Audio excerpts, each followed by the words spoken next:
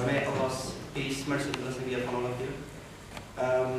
Secondly, I would like to thank our speakers for giving up their time and attending this event, especially Dr. Robert Stovold, I hope I pronounced it right, for coming here at such a short notice. The topic of today's event is Do Morals Require God? So I would like to introduce our first speaker. His name is Dr. Robert Stovold. Dr. Stovold's childhood fascination for nature would later give rise to 3 degrees in the biological sciences, with research topics ranging from the earthy, the burrowing behavior of earthworms, to the profound why haven't things evolved to live forever. From his early doorstep encounters with Jehovah's Witnesses to his more recent discussions with Oxford professors of philosophy and theology, Dr. Stovold is well placed to describe what happens when a scientist begins asking fundamental questions. Dr. Stovold is a member of the National Secular Society, which campaigns against religious power-seeking and in favor of a level playing field for people of all faiths and none. So I would like to welcome him to come to the stage.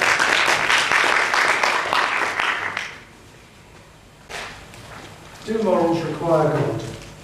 Moses is a key figure in all 3 Abrahamic faiths. The Old Testament tells the story of how a God called Jehovah gave the 10 Commandments to Moses, but there are several problems with this story. Firstly, it's suspiciously similar to stories from neighbouring cultures that are much older. The Babylonians, for example, believed that a god called Shamash presented laws to a man called Hammurabi, and Hammurabi lived about 300 years before the time of Moses. Which story is true? I think neither. If we get our standards from God, from where did God get his standards? If God invented goodness, there must have been a time when God wasn't good. If God has always been good, he never invented the concept of goodness. If God defined goodness, it turns out that he's also responsible for defining evil, because good and evil, they're opposite sides of the same coin. It might be argued that evil is simply a lack of goodness and therefore not something defined by God. But if that's the case, inanimate objects like stones must be evil. After all, they can hardly be said to be good. It might be argued that although God's definitions make evil possible in principle, that potential for evil is only realised by other agents later on, when rebellious people or spirits freely choose to disobey God. But that doesn't actually get God off the hook as far as evil is concerned. If God is all-knowing, he knows what agents will freely choose to do. He created people knowing full well the evil that would result. And God therefore bears as much responsibility for the evil acts as the people who actually commit them. There's another problem with the alleged link between God and morality. Suppose I was quite a slow runner, but am now the fastest runner in the world. You'd probably admire me. After all, it takes a great deal of hard work to become able to run faster than anybody else. But if God has always been good, then his goodness was never acquired, never earned. Why worship a God who can't help but be good? As I understand it, the Quran, like the Bible, holds that human morality is fragile because people can be tempted to do the wrong thing. Well, although I favour a secular basis for ethics, I agree that morality is fragile. There are selfish and unselfish impulses within us, and morality is fragile because of the tension between these 2 elements. But it's this very tension that means that we deserve credit for doing the right thing. If we found it easy to do the right thing, why should we deserve credit for it? If God finds it easy to do the right thing, why should we give him credit for it?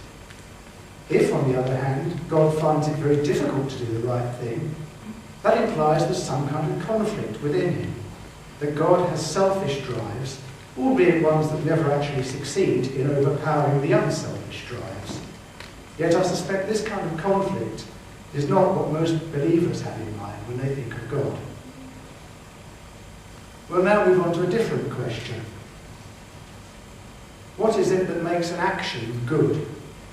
Let's suppose that an action is good ultimately because God says it is, and something is bad ultimately because God says it is. Why is murder wrong? Well, ultimately because God said so. Why is stealing a pencil wrong? Well, ultimately because God said so. But hang on a minute. If murder is wrong because God said so, and stealing a pencil is wrong because God said so, and that's all there is to it, murder and stealing a pencil turn out to be wrong for exactly the same reason, which implies that one act is no worse than the other. There must be something more to morality than it's good because God said so. Otherwise, the statement, God is good, means only God is approved of by God. It conveys no useful meaning. We instinctively feel that murder is worse than stealing. Why might this be? Stolen money can be repaid, but the dead can't be brought back to life. But hang on a minute. If you're God, things can be brought back to life. Anything can be replaced without breaking into a sweat, merely by willing it to be so. It's difficult to see why, in God's eyes, things should have value at all. They're so easy to replace. Perhaps God's connection to morality is more practical. Okay, so God didn't actually invent goodness, but he does play a useful role in communicating to us which things are good and which things aren't. The problem with this idea should be obvious. There's disagreement both within and between religious traditions concerning what's right and what's wrong. In the Old Testament, God sanctions slavery, punishes people for the crimes committed by their ancestors, and raises an army against his own people in the knowledge that the women will be starved to such an extent that they'll be forced to eat their own children. Periods are sinful, and ladies, you must sacrifice 2 doves every time you have one. Even in the New Testament we read that a man who offers up his virgin daughters to be raped by a mob is righteous, that homosexuality is deserving of death, and that all unbelievers will be tortured forever in hell. Let's take a look now at the New Testament take on morality. James 2:10 implies that all laws are equally important. Whoever keeps the whole law and yet stumbles at just one point is guilty of breaking all of it. So it looks as though stealing a pencil really is as bad as murdering someone. In Matthew 23:23, Jesus muddies the waters by implying that while all laws are not equally important, they should all be kept. You give a tenth of your spices, but you've neglected the more important matters of the law: justice, mercy, and faithfulness. You should have practiced the former without neglecting the latter. But in Matthew 19:17-19, Jesus says only some commandments should be kept. When he's asked, he says, do not murder, do not commit adultery, do not steal, do not give false testimony, honour your father and your mother, and love your neighbour as yourself. Jesus here omits love God, one of the 10 commandments, which Jesus elsewhere called the greatest commandment. In Mark's account of the same event, Jesus adds defraud not to the list, which isn't one of the 10 commandments, and omits love your neighbour as yourself, a command which we're elsewhere told sums up the entire law. The idea that you should treat your neighbour as you would like to be treated is called the Golden Rule, and it lies at the heart of most religions. It's not an infallible recipe for harmony, because different people have different tastes. However, it's still a very useful basis for ethics, because few people enjoy being the victims of violence, or being lied to, or being stolen from. The Christian formulation of the Golden Rule, though, love your neighbour as yourself, is problematic. As an agnostic called Robert Stovold pointed out, Taste and love are not the servants of the will. One cannot be compelled to love. Perhaps God's connection to morality lies not so much in the generation of moral codes, but in their enforcement. This way of thinking holds that God is a kind of invisible security camera, the ultimate crime deterrent. But if you obey the law only because you're scared of being caught, the goodness that results from God's watching eye is not genuine. Arguably, it's not fear of God that exerts an influence, it's fear of his more fanatical followers. People mock Christianity today in a way in which they dare not mock Islam, despite the fact that there are many more Christians around than Muslims. I hope by now that you can see that the relationship between God and morality is problematic. But if God is not the source of our ethical standards, where do we get our ethical standards from? Some people believe that morals do require God. Many of them will probably agree with Jean-Paul Sartre's remark, if God does not exist, everything is permitted. Without God, all things may well be permitted, but that does not mean that all things are equally useful. To begin with a rather obvious example, there are, as far as I'm aware, no secular or even religious laws that mandate walking forwards or prohibit walking backwards.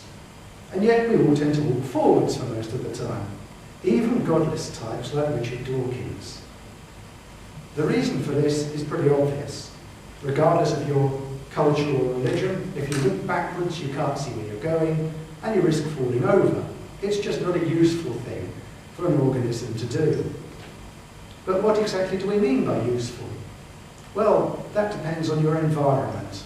Gills are useful if you're a fish, but are of no use if you live on land. If you lived by yourself on a desert island, you'd have no need for morals. You couldn't do anything that was right and you couldn't do anything that was wrong. Morals are useful only because human beings are social animals. If you live in a group, it's important to be able to get along with other individuals. And no one likes being stolen to or assaulted or lied to. Any individual who did would be at a disadvantage compared to other individuals within the group. Morals, then, are useful adaptations for group life.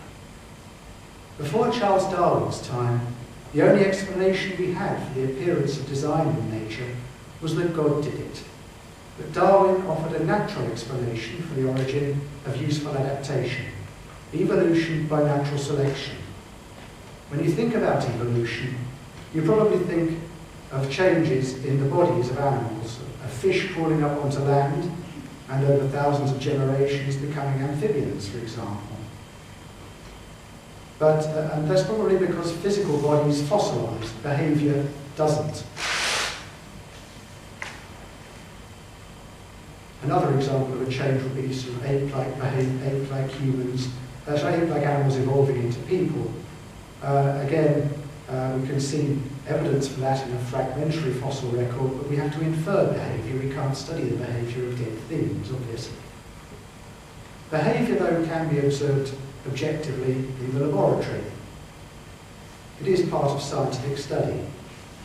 Some behaviours are known to have a genetic basis, some are known to be learnt, some are a combination of the two. For example, the language that we learn is obviously determined by the language spoken by the people around us and not by our genes directly. However, the general capacity to speak and learn language is genetically hardwired. Deaf babies instinctively babble and experiment with speech, despite the fact they've never been able to hear anything. Evolution often gets a bad press from those who don't understand it, but biologists know that evolved behaviours don't have to result in selfish individuals. Slime molds are remarkable organisms. When times are good, they wander around as individual amoeba-like cells. When times are harsh, their behaviour changes completely. They coalesce to form a multicellular organism that looks a bit like a slug, and their cells cooperate in a very intimate way to bring this about. Going into the general election, Nick Clegg and David Cameron were sworn enemies who found it useful to stress what divided them. Within the politically harsh climate of a hung parliament, they needed one another and found it useful to get along. Politicians plan for the future and slimebulbs don't, but that fact is irrelevant to the point I want to make here, namely that cooperation can be useful in some environments. It's therefore something we can expect evolution to favour sometimes, without recourse to any holy text. To give a simple example of unselfish behaviour, parents, particularly mothers, give resources to their offspring instead of keeping the resources for themselves. Why do they do that? Because a parent's unselfish behaviour generates the copies of the genes that live in its offspring. By being nice to its offspring, a gene will usually be being nice to itself, or at least to an identical copy of itself. It's selfish behaviour then from a gene's point of view, and that's what matters in evolution, but it's not selfish from the point of view of the individual. There are all kinds of life histories you can make sense of by reference to selfish genes. My favourite example is something called the Thrips egg mite. The male mates with its sisters while it's still inside its mother and dies before it's born. The mother is eaten alive from the inside by her own daughters and dies when she's 4 days old. All things bright and beautiful, all creatures great and small, all things wise and wonderful, the Lord God made them all. Worker bees are more closely related to their own sisters than they would be to their own offspring, and this genetic quirk explains why they're willing to die in defense of their hive. They're nature's original suicide bombers, and again had no holy text to guide them. Evolution can favour cooperation even between unrelated individuals. Chimpanzees exhibit what's known as reciprocal altruism. They have a cooperative rule called you scratch my back, I'll scratch yours. But if evolution can produce such unselfish behaviour, why do we still see selfishness? Cheating can be adaptive for an individual in the short term, provided it's not found out, because stealing something can be easier than earning it fairly. You scratched my back, great. Now I'll save my time and energy by not scratching yours. Once individuals are being exploited by cheats, though, we might expect individuals to evolve ways of dealing with them. No one likes being taken for a ride, and more to the point, it's not useful to be taken for a ride. Accordingly, chimpanzees detect cheats and then punish them. I scratched your back, you didn't scratch mine, so I'm not going to bother scratching your back again. And when other members of the group hear about this, they won't bother scratching your back either. These kinds of rules are only possible among intelligent animals living in small, stable groups over a long period of time. And they've been observed in birds, wolves, dolphins, monkeys, apes, and of course, people. Reciprocal altruism is reliant upon the fact that all members of a society can see and identify one another as individuals. If chimpanzees were to don burqas, it's a pretty good bet that this system would break down. There's another mechanism underlying morality which I haven't mentioned yet, the ability to empathise. Human beings live in groups. Wouldn't it be useful to be able to read another person's mind and work out what they're up to? You could use that knowledge to help them, or you could use it to outcompete them. Either way, it's a very useful thing to be able to do. Human beings can't read minds, of course, but they do have a sense of empathy. We can put ourselves in somebody else's shoes and so imagine what that person might be feeling. The ability to empathise, whether it evolved for selfish reasons or unselfish ones, has a very important consequence. If we hurt other people, we can't help but identify with them to a degree, and we are, in a sense, hurting a part of ourselves. Empathy acts as a natural break to selfish or aggressive behaviour. It's only a very short step from think of your neighbour as yourself to treat your neighbour as yourself. Because once we empathise with other people, we feel awkward about treating them badly. The idea that other people are like us is simple. Once we start assuming that people are different, this raises all kinds of additional questions. In what way do they differ? By how much do they differ? Why do they differ? And so on. Human societies enforce man-made rules through the use of the police and the legal system. Contrary to what some religionists say, it's not necessary to believe in God in order to live a moral life. As I said earlier, at the heart of all religions is the golden rule. Treat your neighbour as yourself. But that rule is secular. It makes no mention to God whatsoever. I therefore encourage you to think carefully for yourselves about what's right and wrong, to rely on shared human values of reason, evidence and compassion in this changing world, and not to rely on divisive, static religious traditions. Thank you.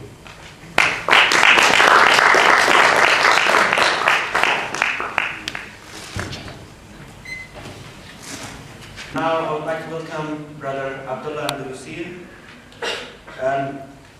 Abdullah is a former Christian of Portuguese descent who embraced Islam at a young age and has studied Islam in depth since he was 18.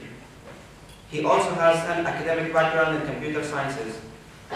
Abdullah has had a long experience in working for Islamic intellectual revival and the establishment of Islamic Sharia in the Muslim world. His activities involve speaking at community centers, universities, colleges, and appearances on various TV programs. He is also experienced in debating and has debated extensively with atheists, secularists, and Christians on a variety of platforms, including public TV and radio. He is currently a member of the Muslim Debate Initiative, a public discussion forum that promotes open dialogue and debate. Please welcome Brother Abdullah.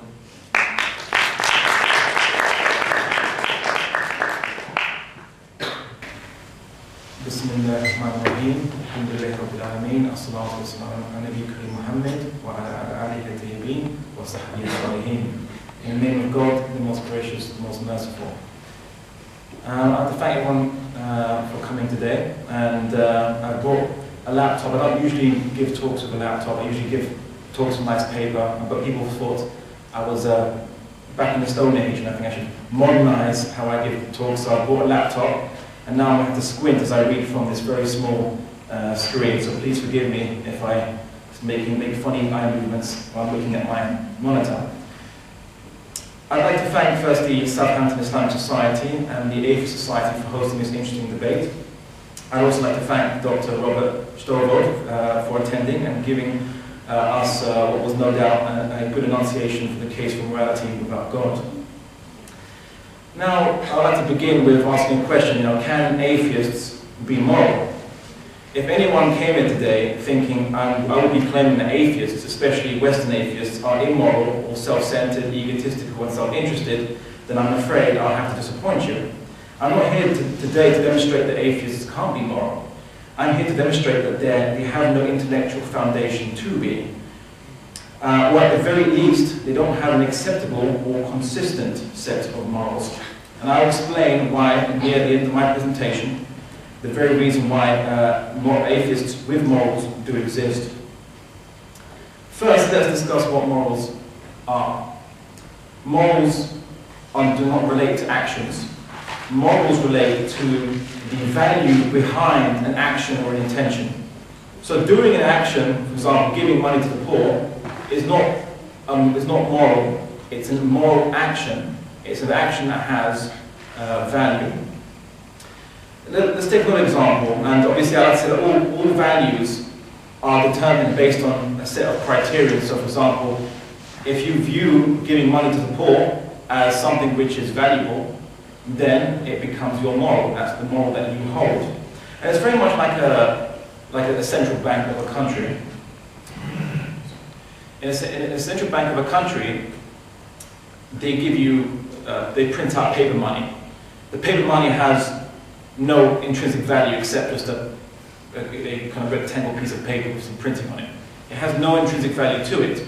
What gives it the value is that the bank is willing to transfer anyone that comes to it and pay the bearer the sum of £5 or £10 whatever that means in today's fiat system, but certainly back in the old days it used to mean it would give you gold. And so people used to take money as having some value. You go to the shops, you have confidence that the shopkeeper also values that money as you value that money.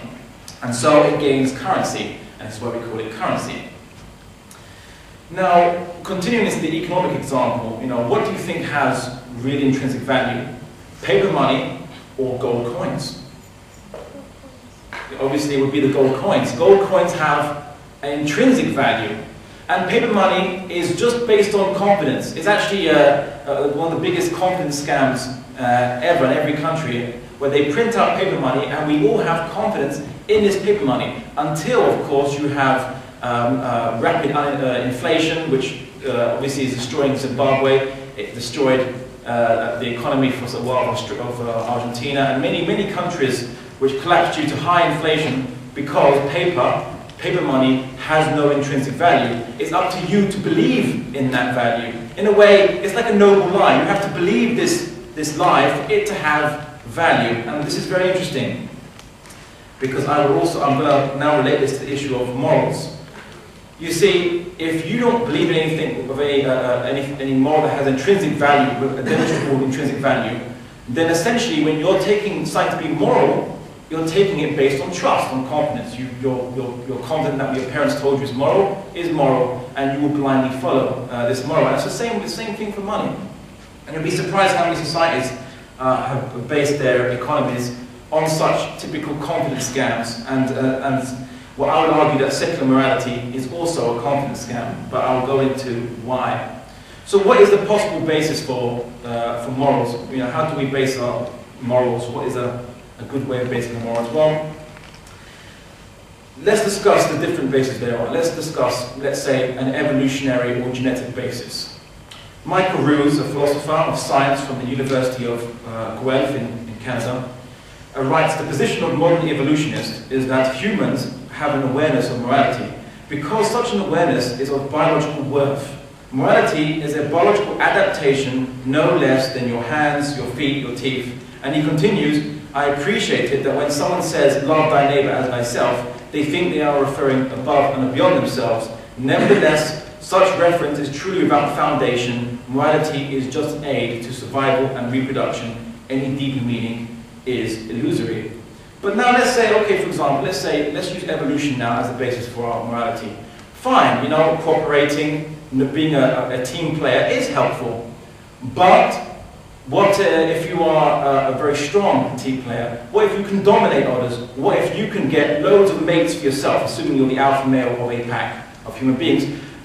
Shouldn't your genetic genes have more right to be reproduced with as many females as possible, and the weaker males don't have this right because you are stronger, you're more intelligent, you're what have you, you have more resources, whatever the case might be. The strong deserve to survive and the weak deserve to die off or not reproduce. Nietzsche, the philosopher Nietzsche despised religion, and he's a very famous atheist philosopher. Everyone knows Nietzsche. He despised religion because he said it makes us help the weak and it restricts the strong. He condemned Christianity as a slave morality. You see, why should we help the weak? And why should the strong have to restrict themselves and limit themselves to pull the dead weight?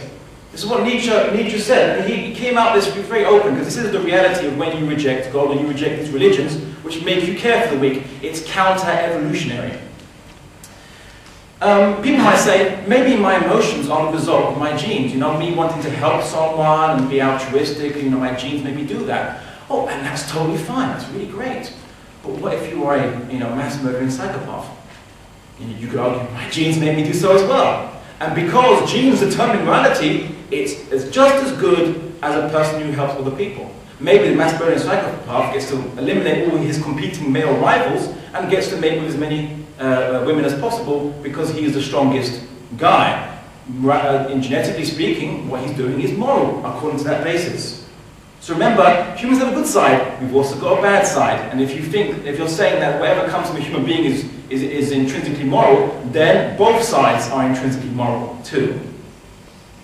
Funnily enough, this would cause what I call the determinist negation of moral agency. Bit of a long double-barrel sentence. Basically, if there's no soul, there's no free will.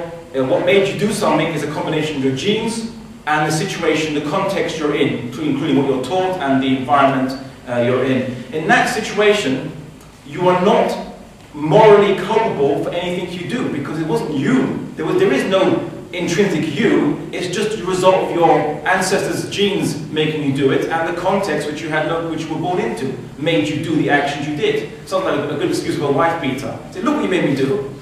Blaming the wife because the wife acting that way, the husband had to beat her because that was his genetic disposition. Again, if you want to go by that, then no one is culpable, no one is guilty. We're just mechanisms in a great big machine in this universe that just does things. What about social imitation? That's a basis for morality. Richard Taylor, an eminent ethicist, said that contemporary writers and ethics who obliquely discourse upon moral right and wrong and moral obligation for any reference to religion are really just weaving intellectual webs from thin air, which amount to saying that they discourse without meaning. If social imitation, whatever society is doing, you do it. Most people, religious and atheist, learn their morals through social imitation. That is the biggest teacher of morals. You know, monkey see, monkey do, essentially. And this is because a lot of us follow what society has taught us blindly, that we have a lot of morals. It's because our parents hit us when we did something wrong, or we hit our sister, or was mean to whoever. Our parents chastised us by some way, a shape or form, that we thought, okay, that was wrong, and we did something and we got rewarded, that was right. It was pain associated. Pain and pleasure association, conditioning, give us our morality. And that is ephemeral. It's just a matter of how you were conditioned. Literally how you were brainwashed when you were young to view your tastes. Again, has no basis. The other basis for morality could be the enlightened self-interest, as people like to call it, or the social contract. It's very interesting. The humanist philosopher Paul Kurtz says, the central question about morality and ethical principles concerns this ontological foundation. If they are neither derived from God nor anchored in some transcendent ground, are they purely ephemeral? Basically, you could, if you're allying with someone for a certain contract or a certain reason, and as long as your interest is being fulfilled, you will be in that contract. You'll be in that social contract with society. But what if your interests are not being fulfilled? What if you're a member of society and you're downtrodden, you're poor, society isn't helping you, or you try to get ahead and everyone else is getting ahead, or other people, or the alpha males are just abusing the system? What do you do then? What do you do? Then you say, oh, forget this. Yeah, forget this contract, it's not working for me. Because self-interest changes. Sometimes it's not always in your interest to stay with a contract. Sometimes you should break the contract if your self-interest is your primary goal. Again, it's not a basis. People can break their contracts. Self-interest is very whimsical. What about the basis of mutual happiness? Let's do things to bring mutual happiness. Well, again, that has no basis for the human context. Humans are essentially egoists. We experience life only as individuals. We don't experience life as a collective. Why should we help other people to get happy if it costs our happiness? For example, people might say, okay, look, maybe we can all live together, and as long as we don't hurt each other physically, that's okay. All right, fine. Let's consider this. Let's say you're in a marriage. You don't like your wife, or you don't like your husband. And there is another mate available, and he or she likes you, and there's an opportunity for you to engage with that mate in a physical relationship. You can commit adultery. If your partner finds out, it will hurt them. It won't hurt them physically. You haven't hurt them physically, but you've hurt them emotionally. You've prioritized your happiness because eventually, if your only criteria is what makes you happy, then that's the only thing you can look at over the happiness of other people. And people say, but if I prioritize that other person's happiness, then I'll be miserable. So what do you choose? That's a problem, which again the mutual happiness basis doesn't give you any solutions for. What about, and this was quoted by Dr. Raymond Tellis, very esteemed friend that I know. He said that equality, he said that the reason why I'm moral to all my fellow human beings is because we are all intrinsically equal. He believes in a transcendental equality between human beings. It's interesting, an atheist using the word transcendental, but the political philosopher, Louis Podgman, notes, if we were to accept the empirical reality of people and their differences, there should be a presumption of inequality rather than the presumption of equality, upon which so many political philosophers depend. We are equal, it is almost sure, in the sense of being before God, since we are in fact equal in virtually no other way.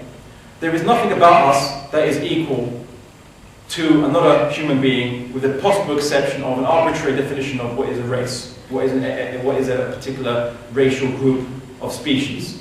Apart from this, we differ in intelligence, we differ in strength, we differ in skin color, and size, and shape, and bone mass, and all kinds of numerous ways. So how are we all equal? What is intrinsic about us equal? If you say, oh, but we're all human, doesn't that make us equal? Just because we possess a similarity, does that make us equal? So I'm made out of organic compounds, like this desk here. So this desk is made out of wood. I'm made out of organic compounds. This is made out of organic compounds. Does it mean that I'm equal to this desk?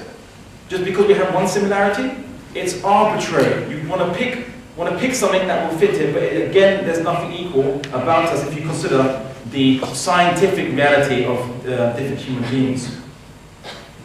So, the only other basis is what I call conservatism, which is arbitrary morals that are taught by imitation and enforcement. Again, that's similar to social imitation, which is basically in a society, they have a culture. This culture is preserved for thousands of years, and everyone born into that culture is taught the morals which were preserved by the many ancestors and passed down. What Richard Dawkins likes to call memes. Now, in that situation, which most human beings traditionally have always followed, this cultural morality that's been passed down to them, this has only been the only effective way that human beings have actually preserved morality in an unchanging form. Of course, every culture that has done this has had to use either a religious or some kind of metaphysical basis to do so, whether it be karma, Taoism, or the Abrahamic faiths, or what have you, or various pagan or idolatry. They've had to use some metaphysical basis to justify why you should behave according to the morals that this society follows.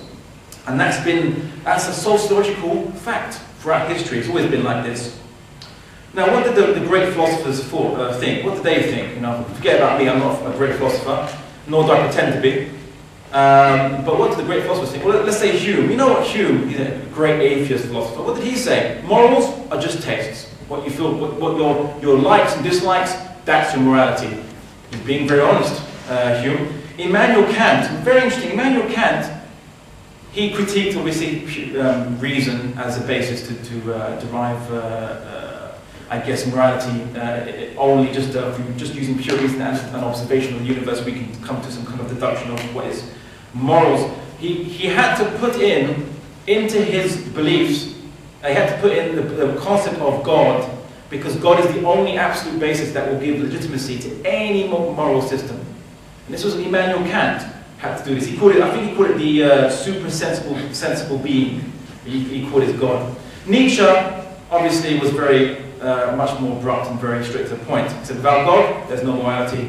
And he was famous for mourning the death of God, because he was one of the famous philosophers that said that God is dead, he said. So he mourned the death of God and said that now that the human beings have to embrace some kind of terrible destiny without any kind of basis for why we are moral and so on. So this was Nietzsche, very open and very straight to the point to what the actual issues are. So that's the case. There is no basis. There's no basis for the political moralities. I want to give a side point. I'm going to use 2 minutes for this, of what happens when societies apply a materialistic basis, and they say, right, we're going to order society according to this materialistic basis. What happens? Well, obviously the political philosopher John Rawls calls people like this political perfectionists. Sometimes they're called extremists in the current vernacular. An example of this, let's say, if you believe that morals are determined by genetics, this can lead to social Darwinism. Social Darwinism was essentially that the strong should prevail, the weak should be gotten rid of. The Nazis were very much for social Darwinism, and very interestingly enough, in the 1930s, Churchill was also for this. He spoke about sterilizing the feeble-minded and the imbeciles what he calls imbeciles, and also the weak-minded, that they should be sterilized because they shouldn't be allowed to reproduce. They are weakening the genetic pool of the nation. A very interesting church and Nazis share something in common: social Darwinism. Utilitarianism, which I'm not going to go into too much detail, which is basically that you should get the maximum pleasure or happiness to the maximum amount of people. Unfortunately, because you should look at the bigger picture, this force should look at the bigger picture, they were allowed to do a little evil to do a lot of good. So for example, Mill and Bentham, John Stuart Mill and Bentham, these were the famous utilitarians, they justified colonization and repression of quote-unquote barbarians, because in the long run, it's for their own good. So fine, you can torture them, you can massacre them, you can kill the civilians, because in the long run, it's for their own good. That's where we get colonialism from. Colonialism isn't an aberration of Western history, it's part of the Western ideology. Utilitarianism still continues to this very day, war in Iraq and all that stuff.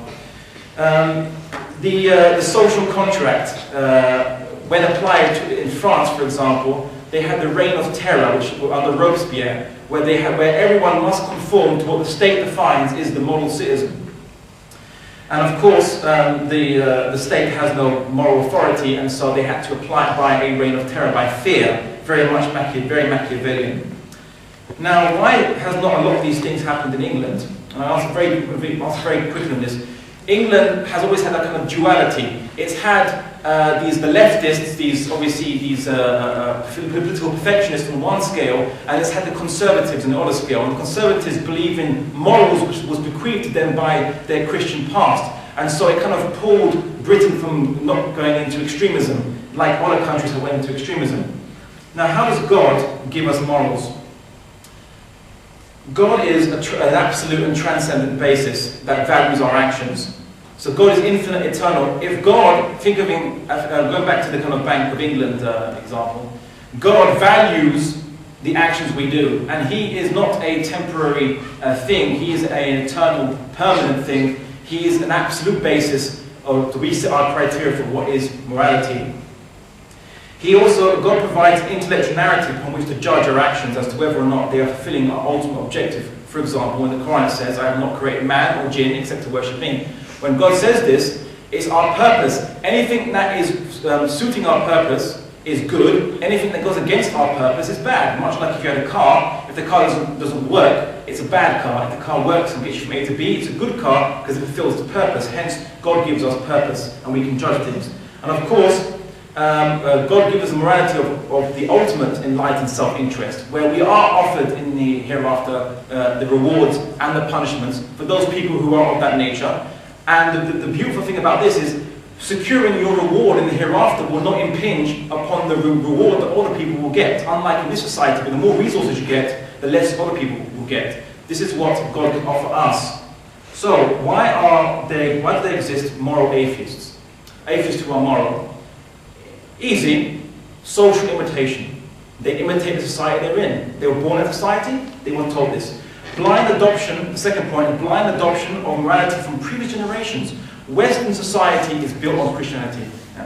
Was built on Christianity. Christianity had the concept of a soul, which gives you moral agency. You are now morally culpable because your soul has free will, therefore you are at fault if you commit a crime. Also, because all souls are equal before God, we have equality. And of course, the humanists and the libertarians borrow these Christian concepts and brought them into the modern era, building an elaborate system around a very Christian core. And of course, why a moral basis matters is because Christian atheists who have not been conditioned to be moral, how are we going to, if a person's rich and he's very selfish and self-centered and he earns lots of money and he's enjoying his resources and he's getting loads of them, how do you tell that person to be more moral? There is no benefit in it for them to be moral if an atheist has been brought up with this disposition of a selfish rich person, for example. How do you change that person? How do you get a person off of alcohol if they are binge drinking or whatever? How do you get that person? They enjoy it. How do you get it off? How do you get them off them? There is no basis to get it off them except an appeal to the metaphysical, which they deny. Anyway, that ends my presentation. Thank you for listening.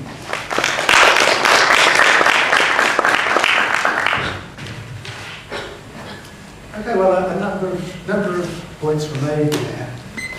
One of them that atheists have no consistent set of morals. Now, it's quite true to say that atheists, there are disagreements among atheists on how to behave, but then there are disagreements between them within religious traditions as well, as I've said. People do tend to agree on the basics. You know, practically all atheists will say that lying is wrong, that murder is wrong, that stealing is wrong. Just about everyone is agreed on the basics, and there are very obvious reasons for that. It's simply not useful for an organism to like being cheated against or lied to. So there is you can justify why you can expect a consistent set of morals, because these things are useful in all societies. Now, we spoke about the values we give to something. Let's look at languages. Now, a word has no objective value. Its meaning varies from one language to another. It's a bit like currency, really. So a currency that's useful in one country could be useless in another one. But language is useful provided everybody agrees on it. But we're not going to, would you argue from that language must come from God, or that a particular language is right? The idea that was raised that gold coins have got intrinsic value. Well, if you're on a desert island and there's a ship in the distance, but you're starving, and I set before you some gold coins or some food, which has more value? The idea that gold coins are intrinsically, in this society, gold coins are worth a lot more than a bit of food, because you can buy lots of food with gold coins. On a desert island, if you haven't got a choice, you can't buy food. If I gave you a choice between some food and some gold coins, which you could do absolutely nothing with, you would choose the food. Gold coins would be worthless. So this idea of intrinsic value is just blown out of the water by the desert island analogy. Again, it shows how the utility of something varies according to the environment you're in. The idea of intrinsic value falls down, I think. It doesn't survive scrutiny. The claim was made that caring for the weak is counter-revolutionary. Why is it that then the male balloons will bring up the rear of the troop and defend elderly and sick relatives, or sick members of the troop, not necessarily close relatives actually, against predators? Non-human primates will stick their necks out to defend weaker members of their own group. It happens. Being able to sense what other individuals feel is a useful thing in evolutionary terms. And once you have that ability, as I say, it acts as a natural break to selfish behaviour. There's also a possible mechanism whereby a male is basically saying to females, hey, look how fit I am, I can afford to go and save all these weak members of the troop, that's how strong I am.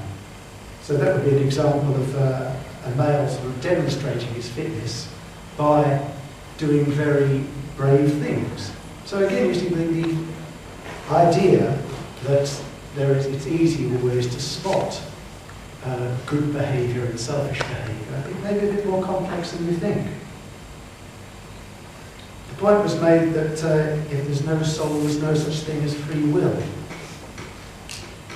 Well, if there is free will, there is no necessary connection between a person's past experiences and a person's environment, their past experiences, and their consequent behaviour. So free will weakens the idea that behaviour is determined by anything. If you have a code of ethics and you believe in free will, you've weakened the idea that that code of ethics determines how people will behave. The more deterministic you think the world is, then the more influence any code of ethics is likely to have.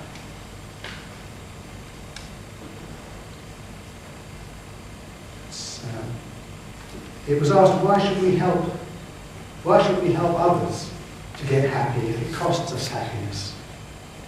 But it certainly doesn't always have to cost us happiness. Most people are happy if they see that they're making other people happy. Most people feel sad if they know they've done something that makes other people sad. We are generally happy when other people are happy as well. The happiness, my happiness and other people's happiness don't have to be mutually exclusive. They're very often tied together.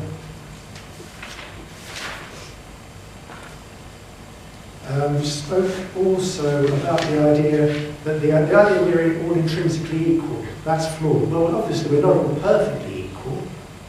So it was suggested that we should presume inequality rather than presume equality. The problem with presuming inequality is it's utterly useless unless you can say in what way people are unequal. If I say two people are on the same height, that's no use unless I can say by how much taller one person is than the other one. It's very complicated. For purely practical reasons, it doesn't make sense to presume inequality because you have to go and say something about how people are unequal.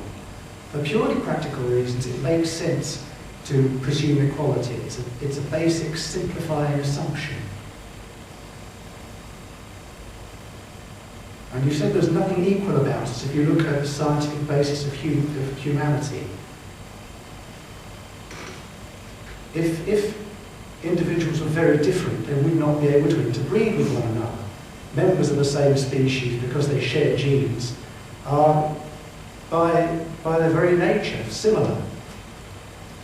Biologists define things as different species if they're so separate that they can't interbreed.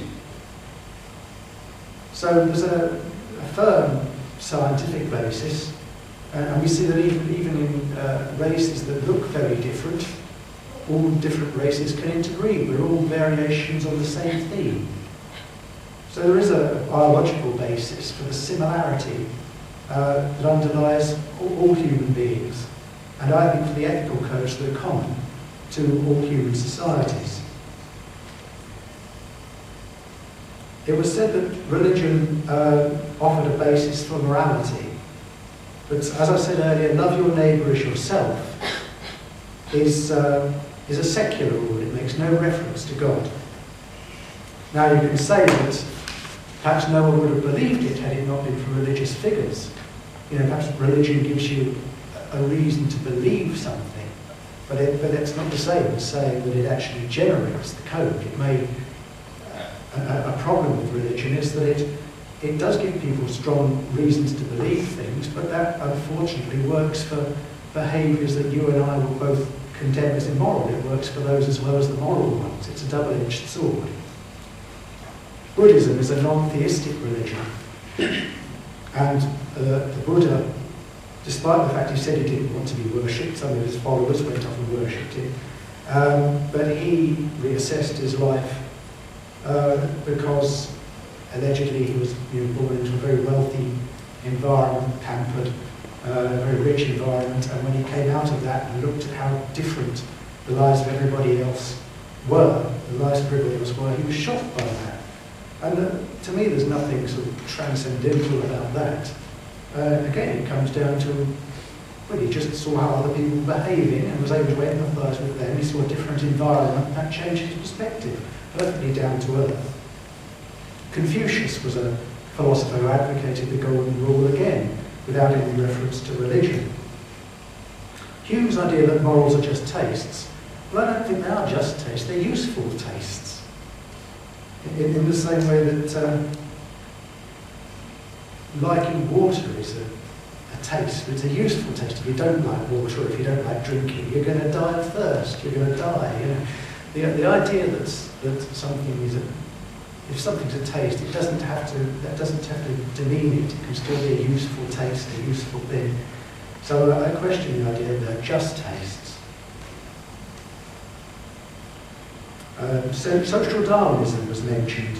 That's actually based on a misunderstanding of Darwinism. We now know that traits like empathy are very useful. The idea that in the long term the ends justify the means. You know, let's kill off the weak for the good of the race. And so on. Well, what does God say? Let's have lots of evil in this world. It's necessary so that people can freely choose to be good. That's the argument by and large religious people use to justify the existence of suffering. So they would see that evil people are being used by God as a means to a greater end. God would appear to use evil as well. Whereas the basis of humanist ethics is that people should always be treated as an end in themselves and never wholly as a means to an end. Okay? Thanks.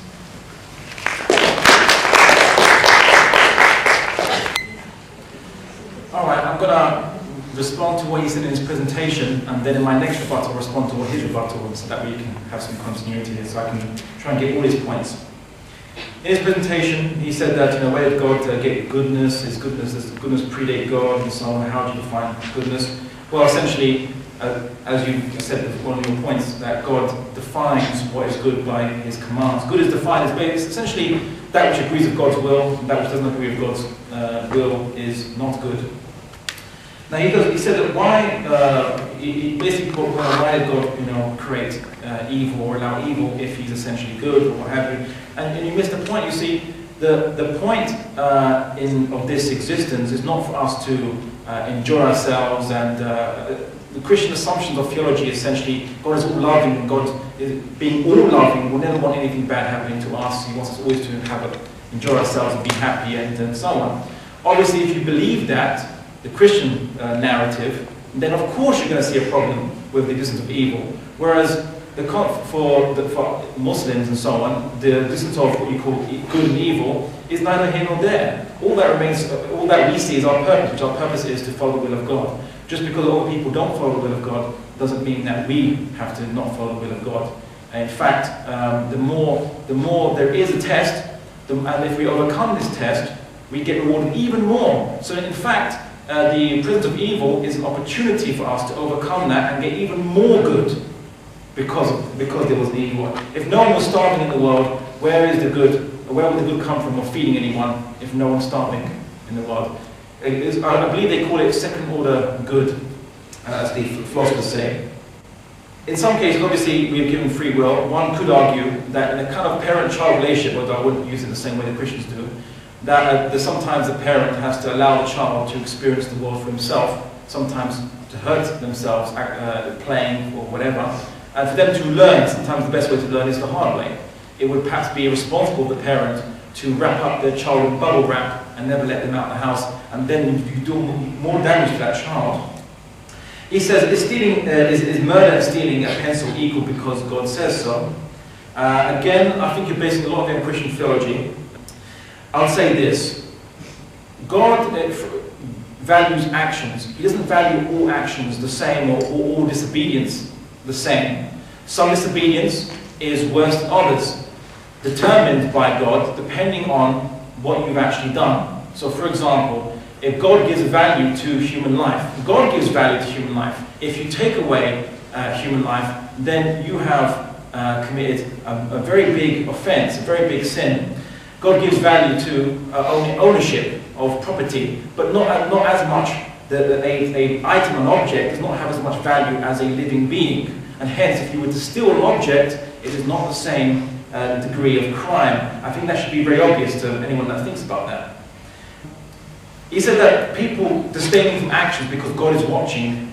How is that morality? If you say, I'm going to do that because I'm going to get punished.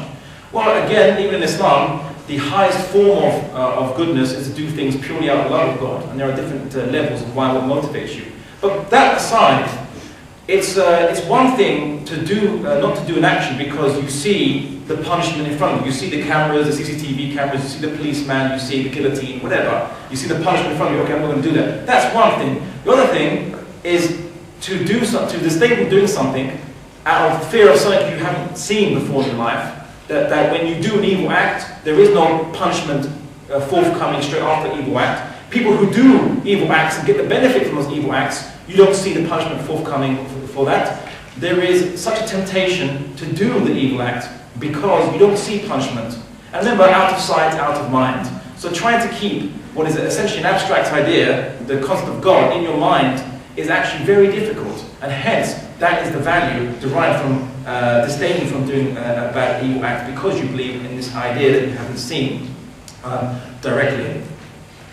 He said that people mock Christianity more than Islam as a side point. Well, that's because you've had many wars, bloody wars between Christians and humanists and what have you. And so essentially you've now disdained Christianity, you've debunked it, and now people it's okay to attack Christianity. I have no problem with people criticizing Islam for intellectual purposes. Islam has no problem with people criticizing Islam. We had for 1,500 years wonderful debates between atheists, Jews, Christians.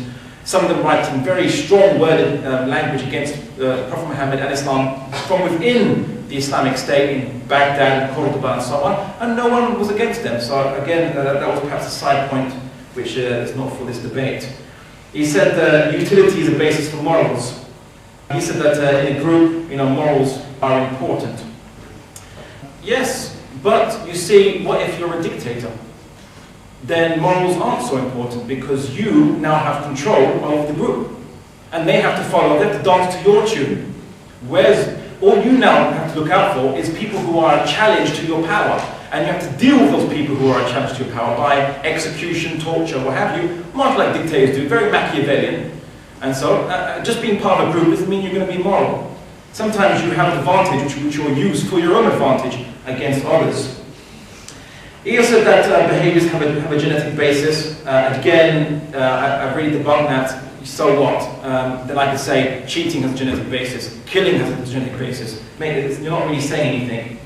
So people cooperate for self-interest, and he talked about apes and so on. They would help the weaker members of their thing. And so yeah, okay, let's look at nature. Rats, when resources are scarce, will eat their babies. Even some poor human beings in the history of mankind have done the same. They didn't eat their children, but they buried their children alive, or they killed them because they were poor and they didn't think that they could survive. And then when the Quran came down to these people in Arabia, it said, do not kill your children for fear of want, God will provide. You have to have faith that God you haven't seen will provide for you and your starving child, whereas what you would have done before that, if you didn't know about this promise, would have been you would have killed your child. So Islam had to come down and prevent that from happening by giving people faith in something they couldn't see, something atheists would think would be absurd if you want to make all the calculus, the materialistic calculus. He said that, again, animals will turn on each other when the resources are scarce. There are so many examples, I'm not going to cite one. People cheat if it's okay and they can hide it. But obviously in a closed group, animals will notice if they're being cheated against. Yeah, but in a big urbanized city, who's going to notice? People can steal from supermarkets and shops, and it's a victimless crime because no one's actually hurt. If you can get away with it, it's not a crime. I said that if chimpanzees were to don burqas, this system of reciprocal altruism will break down. Little dig there. Well, I bet if chimpanzees don metal studs, punk hair, drag outfits and hoodies, the system would break down too. So again, that's neither here nor there, little small dig, didn't need in this debate. I also want to make a point, I like to see how burqas would affect morals or bats, which don't rely on visual sensory stimuli.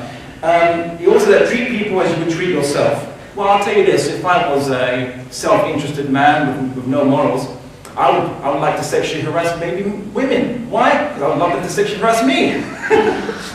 I love that. Treat people as you'd have yourself treated. I would love women to come to form queues and harass me and take me out and whatever. I'd love that. Please do it. If I was obviously not a Muslim and I was a self-interested individual.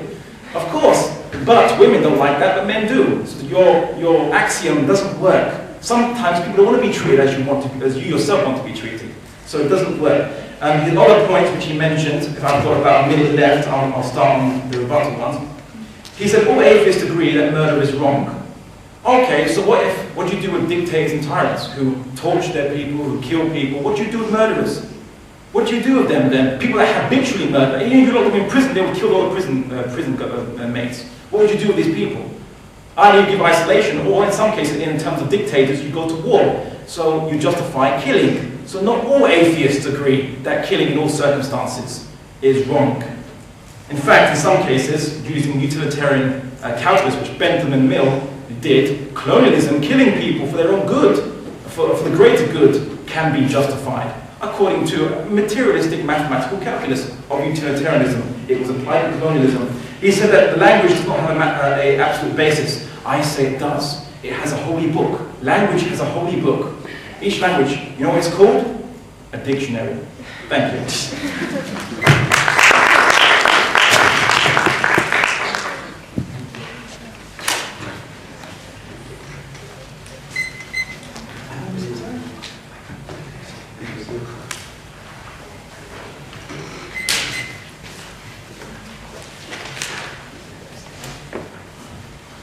Okay, we've said that God defines goodness by his commands.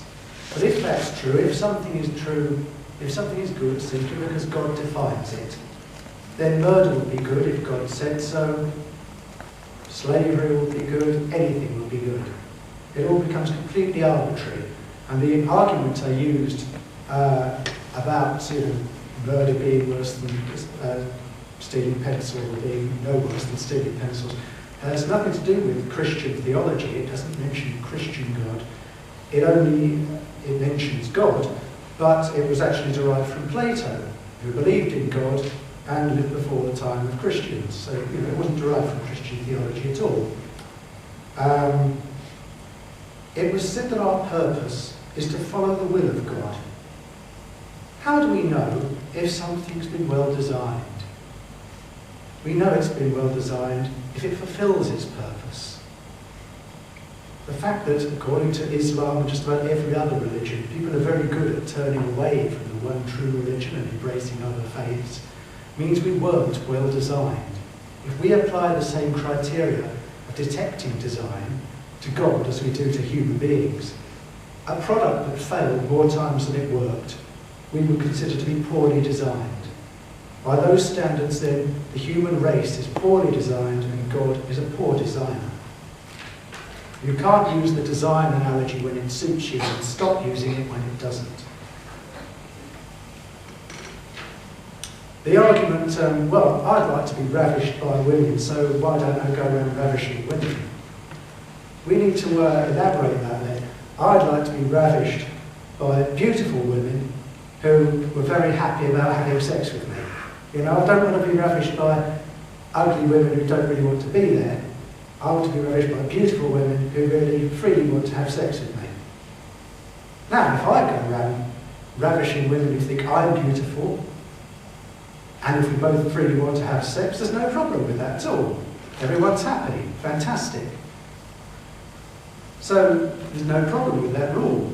But the idea I'd like to be ravished by women, you need to sort of pan it out a bit and make explicit more, what kind of women. And are these women happy doing what they're doing? Yes, they are. If everyone's happy, no problem.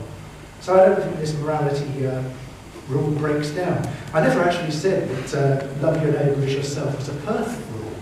I remember in my first talk I said, my first statement, I said that it was a good starting point for ethics, not that it was a brilliant catch-all rule for determining how to behave.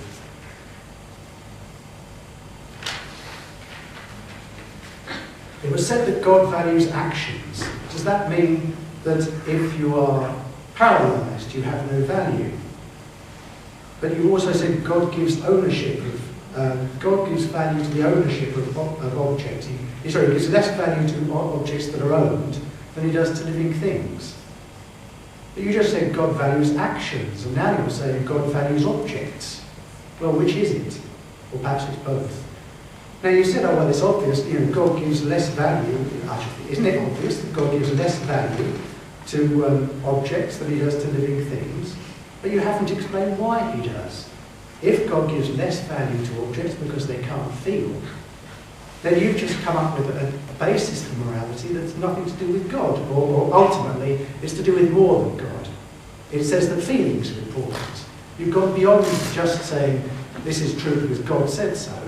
You've now gone outside of God. You say, well, this is true because God thinks feelings are important. So you're in a situation where you're no longer saying God is a sufficient basis for morality.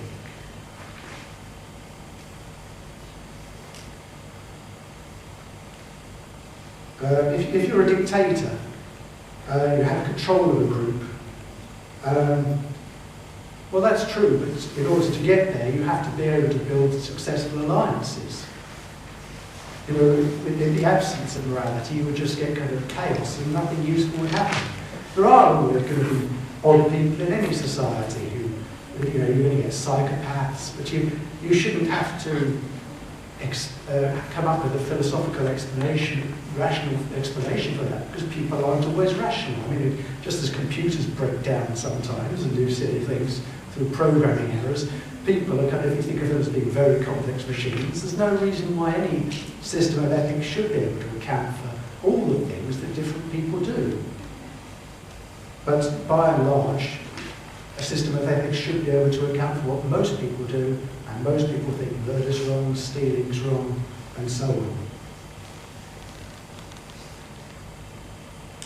You mentioned the little snipe I did about burqas it was related to the fact that people need to be identifiable in order to in order for certain systems of morality to work. And I quite agree with you that hoodies come under the same. And I would condemn hoodies for exactly the same reason there that I would condemn burqas. So I'm not coming up with an anti-Muslim argument, I'm coming up with an anti-concealment argument. Nothing, you know, there's nothing, not one rule for Muslims and one rule for everyone else. One rule for everyone, that's it. You quoted from the Quran about sort of killing babies. Oh, sorry, I'm out of time. Quoted from the Quran about don't kill babies because God will provide. Well, it's a fact that God doesn't usually provide, and you can't use quotes from the Quran. You can't use quotes from the Quran to convince non-believers because obviously it's not going to be any use. You have to believe in the Quran already for it to have any persuasive value. Okay, is that?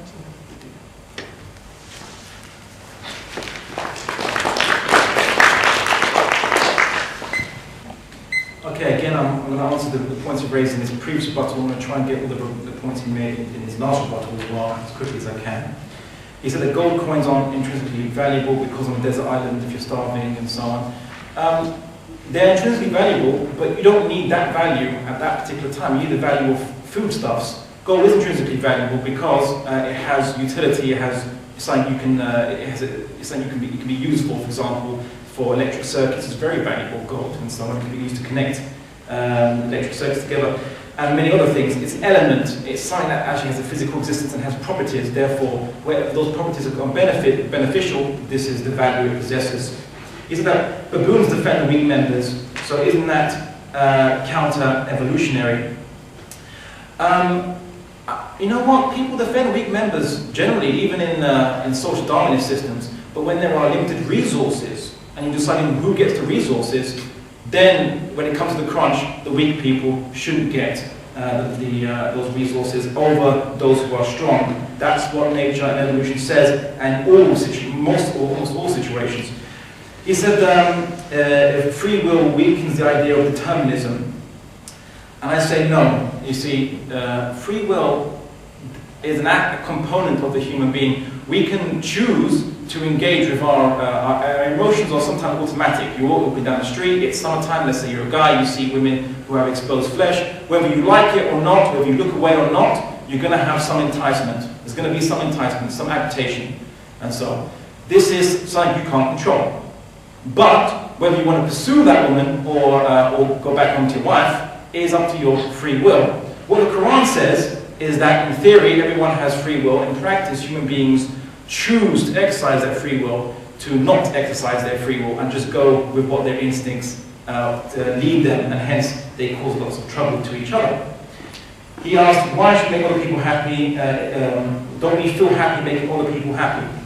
Tell me, how many adulterers felt happy about, how many adulterers used this criteria before they went and committed adultery on their spouse? How many adulterers use that criteria, saying, I'm not going to cheat my spouse, that would hurt my spouse? In this day and age, you're meant to think about yourself, individualism. You don't care. Your happiness is your priority. You only live once, right? You only live once. So make the most of it, right? So, if your spouse isn't doing it for you anymore, and you have an opportunity, why not? If you don't know about it, then it's not sin. He said, well, we should not presume inequality, he says. And tell us an example of where's an inequality. This society is unequal. It is a meritocracy. If you are a genius, then you have more chance of being an engineer, of being a scientist, of being what have you, than a person who has Asperger's syndrome, for example. And that's just the inequality of it. If you are someone that's more physically capable, you can and taller, you can jump higher, and you have more chance of being a basketball player than someone who's short and can't jump that high to shoot a b-ball, so to say, through the hoop, as they say. So life isn't fair. That's the famous axiom. So there's your inequality. He says that interbreeding makes us equal. Well, that's just arbitrary. Just because offspring can be produced doesn't mean you're equal. A horse and a donkey can reproduce and produce what they call a jackass, which obviously can't reproduce itself. But they can produce something. Doesn't mean it's that they're equal necessarily. Although some people say that maybe the fact that all animals can interbreed, not necessarily each other, but the fact that they can interbreed in the first place makes all people equal. And there are some animal rights activists that argue that animals and human beings are equal because we are all living organisms. So there's a problem with that. Then obviously we can't kill cows for our meat.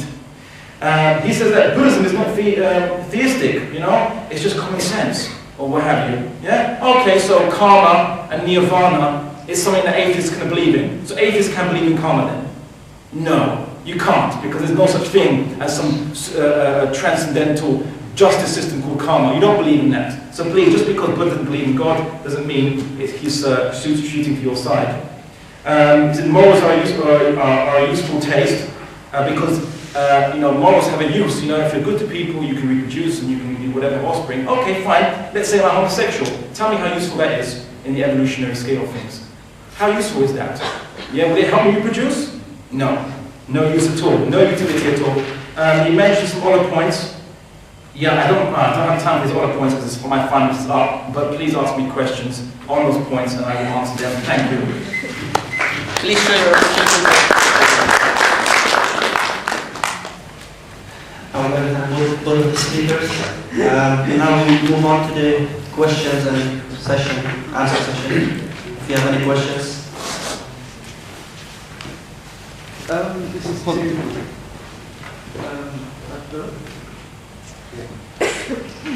you said, why shouldn't the alpha male become more and more powerful and the weak become destroyed?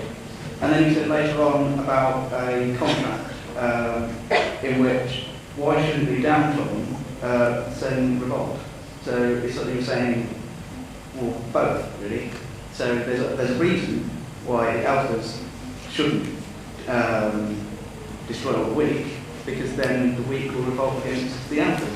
So there's obviously some sort of equilibrium which is maintained society without God. Good question.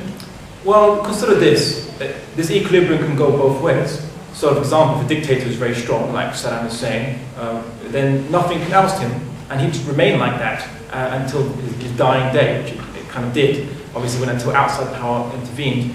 An alpha male, so the rule of thumb is an alpha male should get as much as what he can from society without balancing that with how much power he can have over the weak to suppress them. And of course the weak can go out and be rebellious if they have the capacity to do so. So what you're saying now is essentially that the strong can keep doing what they're doing, and they just have to be clever about it. And the weak can try to rebel if they can, but if they can't, then they have to remain suppressed or undermine society in all other ways. So again, it doesn't make for a harmonious society having that kind of materialistic calculus.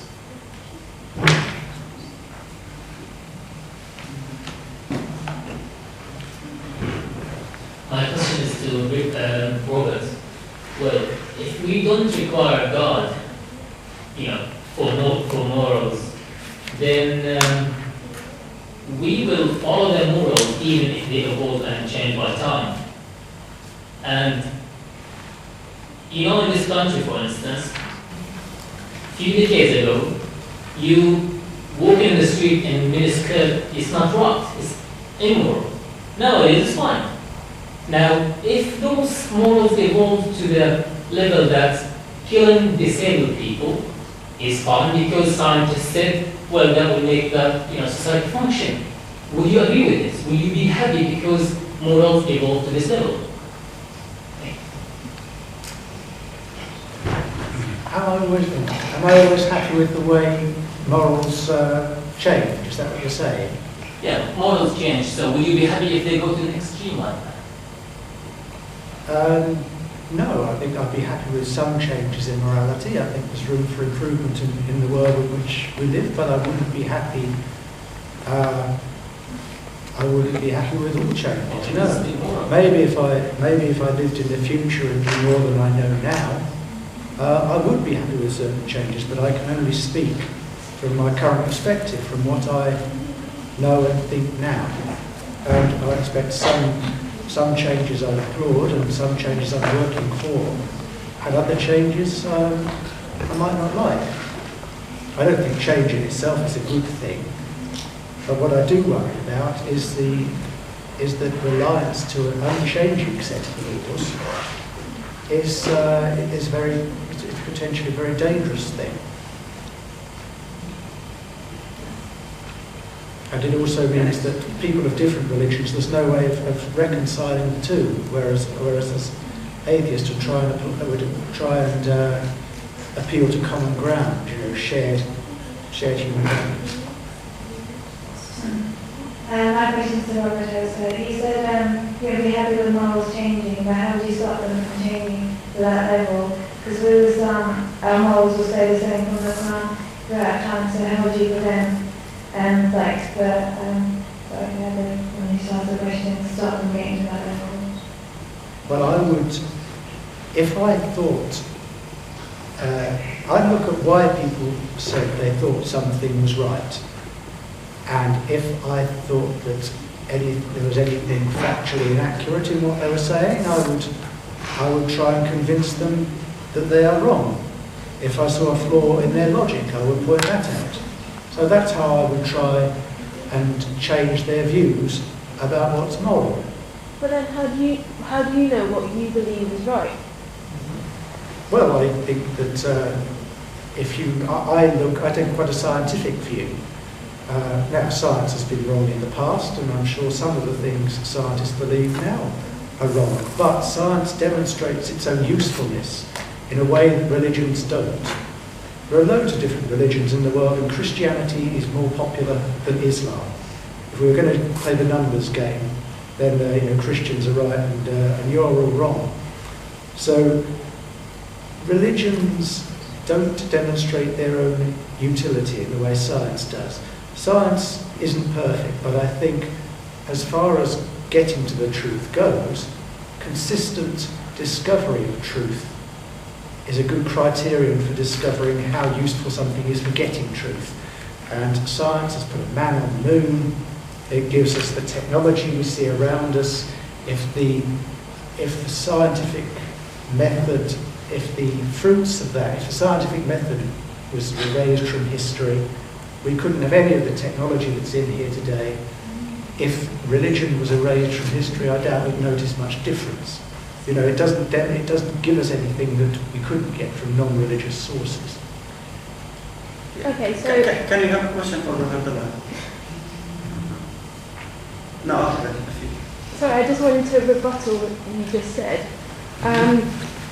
If you're saying that, isn't it true though? Isn't it true though that a lot of scientific knowledge that has been acquired has actually come from texts like the Quran? Well, the thing about the Quran, and I've heard Christians make similar arguments for the Bible, they take certain verses that appear to be consistent with modern science and ignore ones that aren't. For example, let's take the Bible. There's a verse in there about God spreading the universe out. And some Christian theologians would say, oh, well, this is obviously a reference to the Big Bang, the expansion of space, which has been likened to a kind of inflating balloon. But if you look at the verse in context, it's the idea that God, the term expanse in the Bible means sort of hammered out. They thought that heaven was a dome in which the heavenly bodies were embedded. They thought it was a solid structure, The Tower of Babel story, it was so close to Earth that people might build a tower and reach it. You know, what seems at first, oh yeah, that sounds quite scientific, turns out to be nothing of the kind. Now, I've seen references in the Quran. Oh, there's a wonderful description of, oh no, it might have been the Bible as well, something about how embryos were made.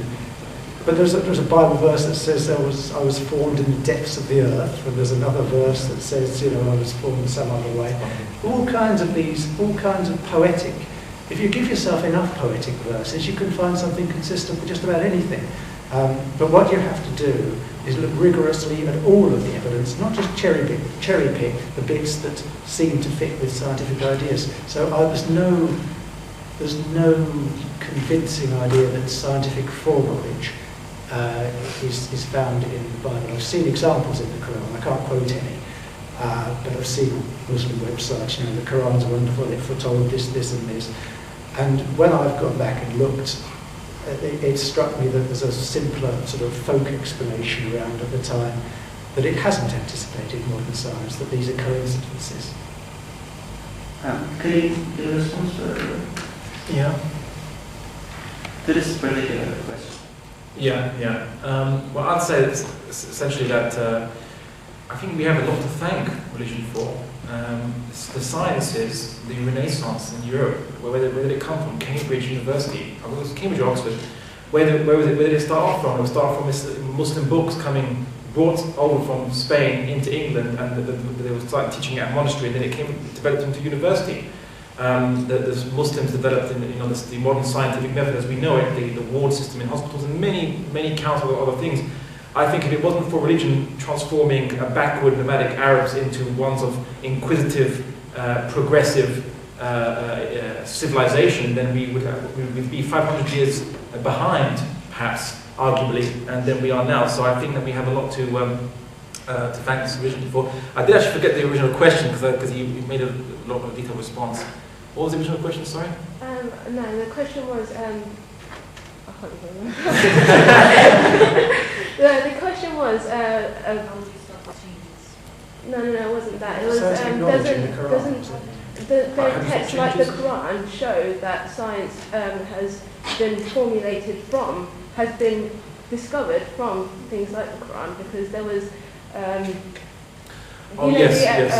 Arabic scholars that were a major Enlightenment period before the Dark Ages, which was the Dark Ages that we were talking But I think you're referring to two things. One of them is that the Quran constantly tells human beings, constantly tells the reader, behold, look at the alternation of night and day, look at the orbits of the sun and moon, look at the laws of which the universe is bound, and then he made an analogy to the laws of God that we follow. It's an analogy between the laws of physics and the laws of these metaphysical laws that we follow. So the Quran encouraged the reader to observe the universe around it. Obviously, to see the signs of God, to see how God organizes it, how God measures it out, how God apportions it, the word apportion is used. And the second aspect I think you are referring to is that there are some verses in the Quran, for example, do not the disbelievers see that God created the universe in a single unit and then rent it asunder, or expanded it, or what have you. The word means either rent asunder, or expansion. And the other one, it says, in the same verse, it says that and this was that the heavens and the earth were all one unit. So the heavens and the earth. So the earth we're living on, and we see everything above us. Everything was one unit, and it was rent asunder. Now that's not a poetic verse. That's what it literally says in the Arabic language. Please research yourself. Don't take my word for it. Obviously, the Arab Muslim astronomers, obviously the Persians came in as well, Muslim Persians. They didn't know how to make of that verse at the time because they didn't have any way of checking it, referencing it. They went on blind faith, so that's how the universe was created. At some point in last century rather, there was a steady state theory, and all the scientists were saying everything was the way it always was. And look at your Quran, look how silly, look how wrong it got the universe. And then when they discovered that everything's still expanding, and they came with the Big Bang hypothesis, then the Muslims had the last laugh on the steady state theorists. And the steady state theorists were the majority in the scientific community, the majority. And the person who came up with the Big Bang actually was a derisory term for the people who actually thought of it. The Big Bang was actually meant to be derisory. So it's interesting. Now, obviously, does that prove that the Quran is from God? Well, I'll leave it for you to determine. But the point I want to mention is that the Quran did encourage human beings to look at the universe and to systematically try to map it out, for obviously to appreciate the greater glory of God in His creation. Sure. You spoke about the Renaissance discovery of Islamic knowledge. The Muslims preserved earlier Greek teachings and built on those.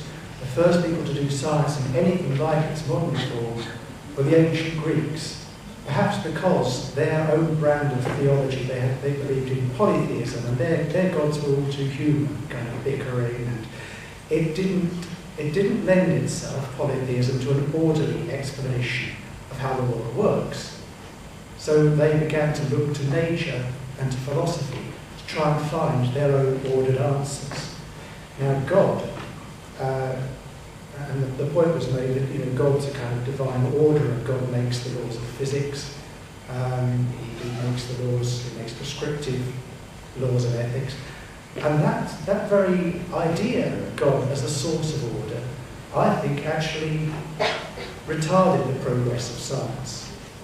We already know the source of this order, so don't bother looking for it. It was God. God did it. What causes the earth to spin? God. Who made the earth? God. Why are there this many planets in the solar system? God wanted it that way. As long as every question is answered with the word God, scientific inquiry is impossible.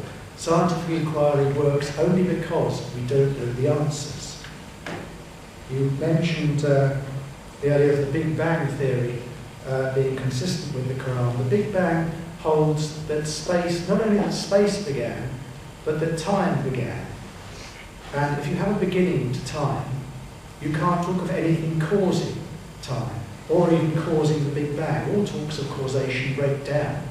So the Big Bang, far from being consistent with a theistic explanation, is actually runs contrary to it. It leaves no time in which God could do any creating. Now you could say, well, God, unlike absolutely every other single cause we know about, works outside of time.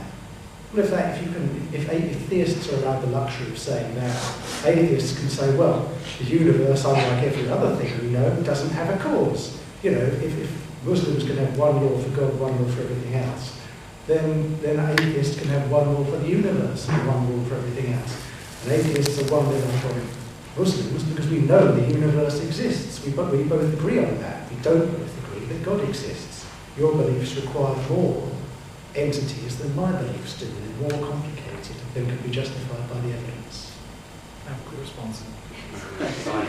After this, we'll just get 3 more questions. 3 more. Because of now. Okay. Yes, please.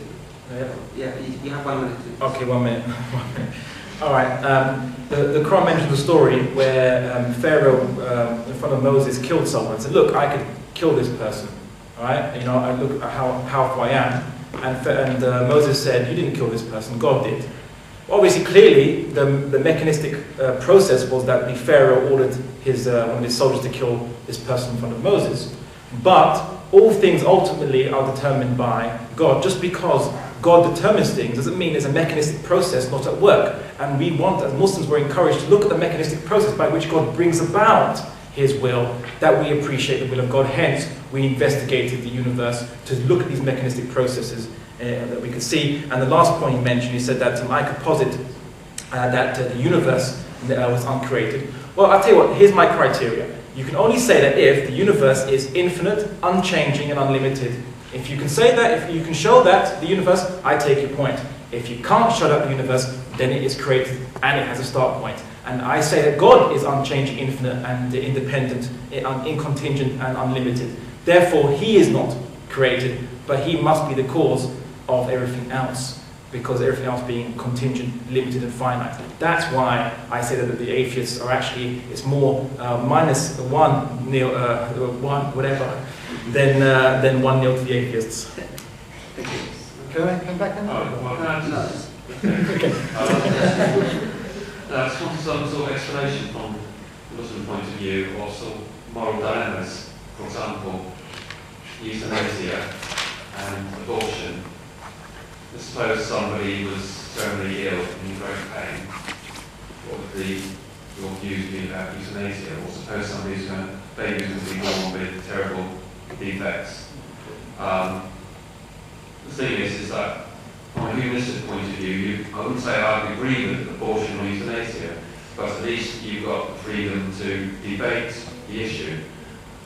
Is it true that that's a closed issue in Islam?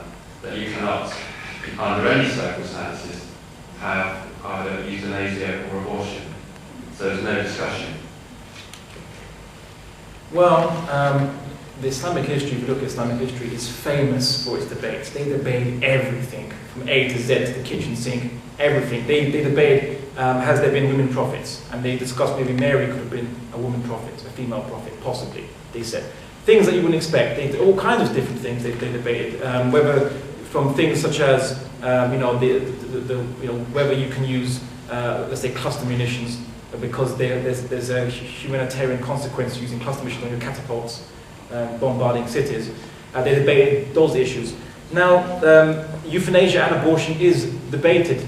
It's still an ongoing debate. And in fact, knowing Muslims, and perhaps even in the Jewish community as well, they're being famous for debate as well, it will never stop, the debate. And it's great that we can always constantly debate and constantly bring up what we thought was closed matters and bring them up, open them again. And it's actually what Islamic civilization is famous for.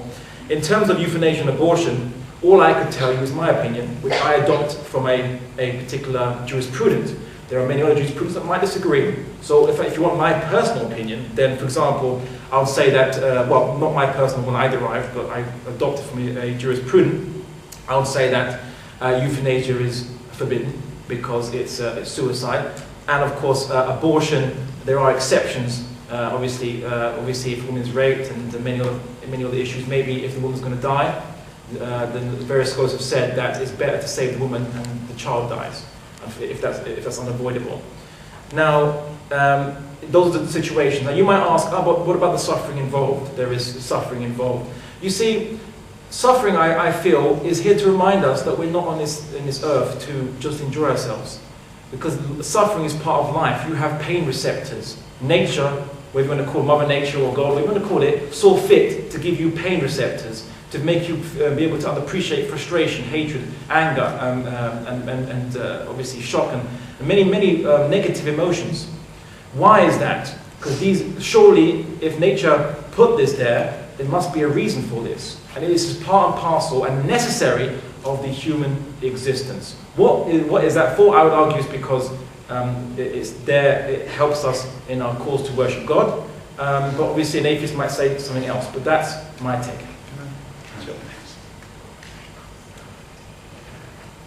Okay, now one point that was made there, that maybe the pain receptors are there so that we can appreciate the nice things. Now, an atheist called Stephen Law came up with something called the evil God challenge. The idea of a good God causes problems because, how do you square that with the suffering of evil? But you can flip all these arguments that try and justify evil on their head. You can say, well, maybe there's a really evil God that exists, in which case we have to try and justify the existence of goodness. Ugly things, good things are there so that we can truly appreciate the ugly ones. Nice things are there so that we can truly appreciate the kind of pain and suffering that an evil God wants to inflict on us. All the arguments that are used to justify the existence of a good God in the face of evil, you can flip them on their heads and say, well, God's actually really evil, in which case all the awkward good things in the world can be explained in a certain way. Whereas biologists would say that these things are around because they're useful, and utility in biology depends, it's in the eye of the beholder. If you're a sparrowhawk with good eyesight, that's very useful if you're a sparrowhawk, and not very useful if you're a sparrow. And there's not really any way around that. It's an inevitable consequence of the way nature works. But it's not something evolutionary biology has any problem with. So I have one more question.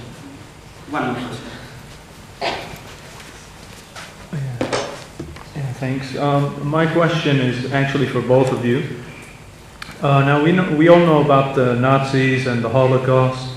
So my question to the atheist is, from what objective standpoint can you condemn that? Not from a subjective, personal standpoint. And to the Muslim, what's your basis for condemning the Holocaust? What actually makes it wrong? So I think that can sum up the entire debate, this question. Thank you. Okay, well, I think it's wrong because I could justify, I couldn't. Objectively, it's difficult. I say I think it's wrong, but I can justify why I think it's wrong in terms of sort of useful adaptations. You know, it's not useful for me to be killed. I tend to think of other people along the same lines as myself. It's only the sort of demonization of other people, you get in-group, out-group sort of mentality that dehumanizes people, that allows these terrible situations to occur. And religion is very good at bringing those things about.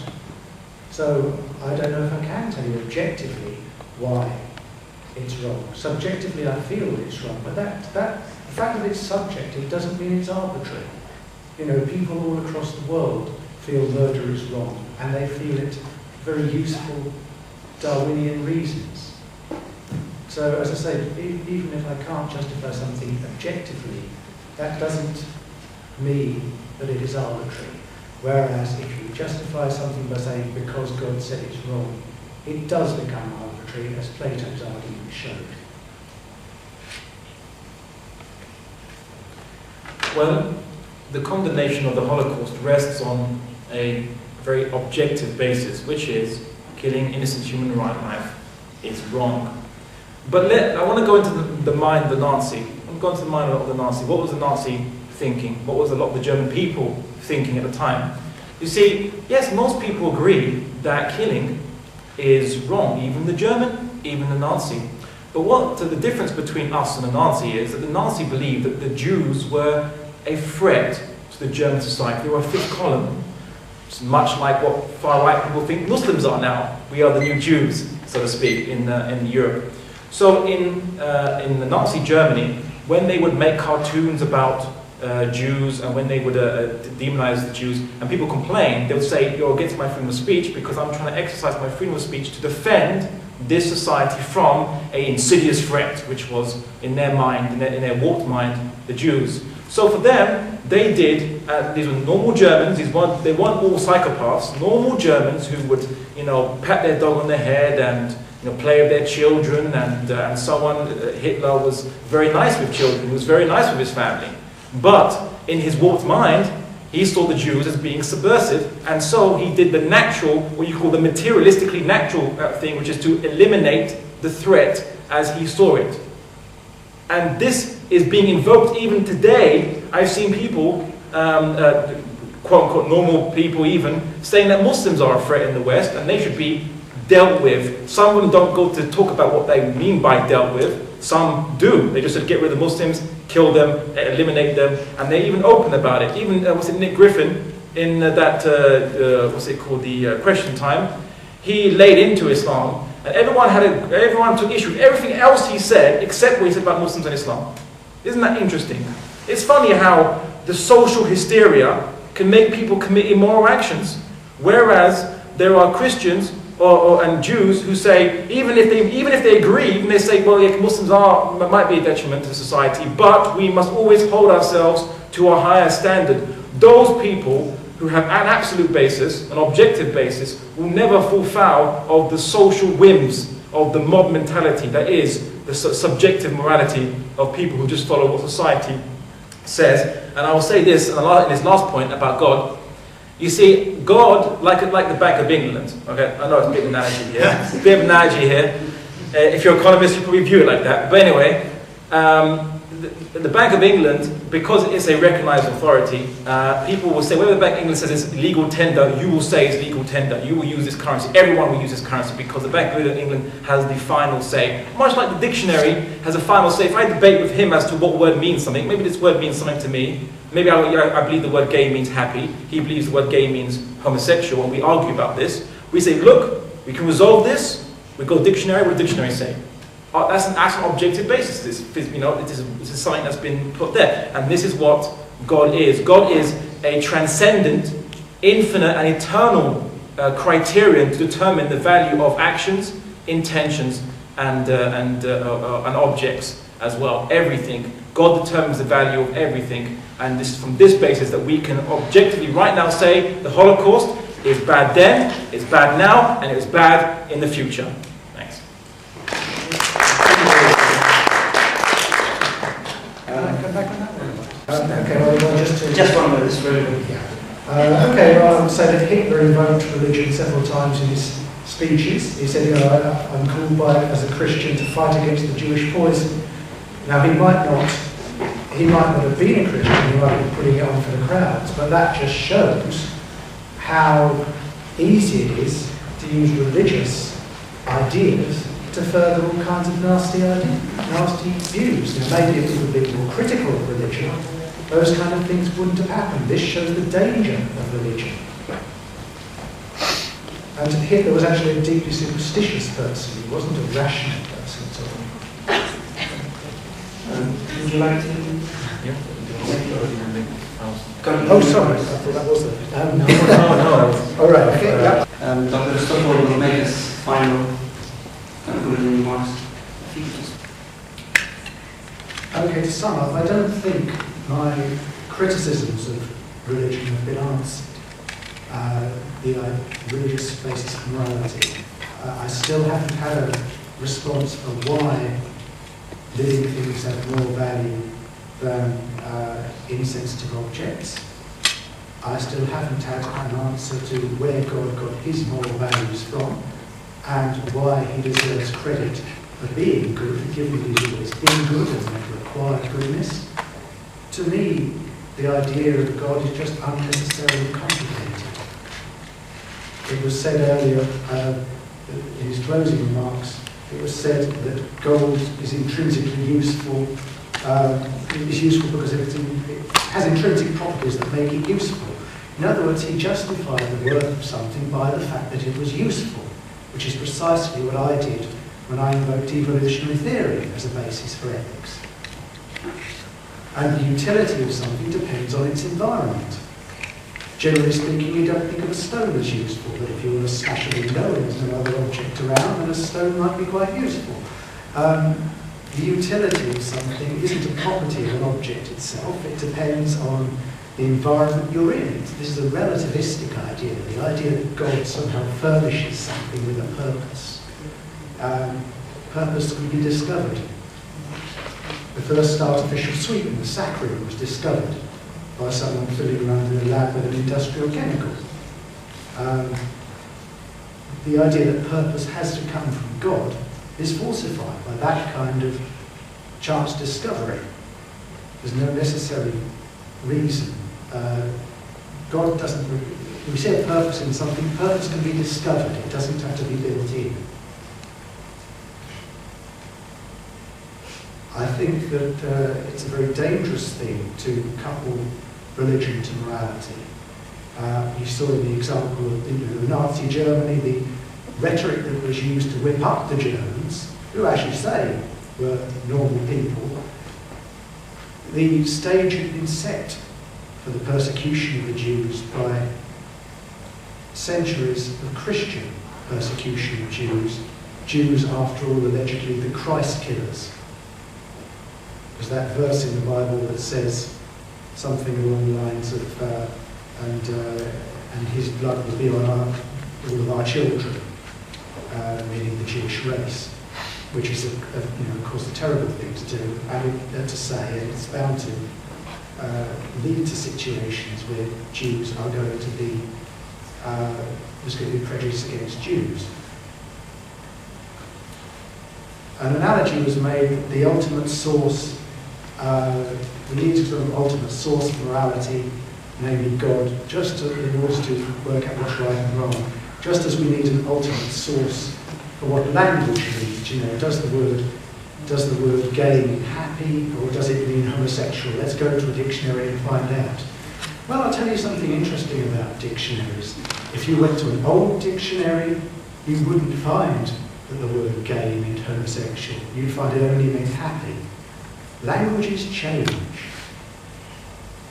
Dictionaries, when people invent new words, sometimes just one person invents it, and it takes off, it becomes popular. Languages evolve.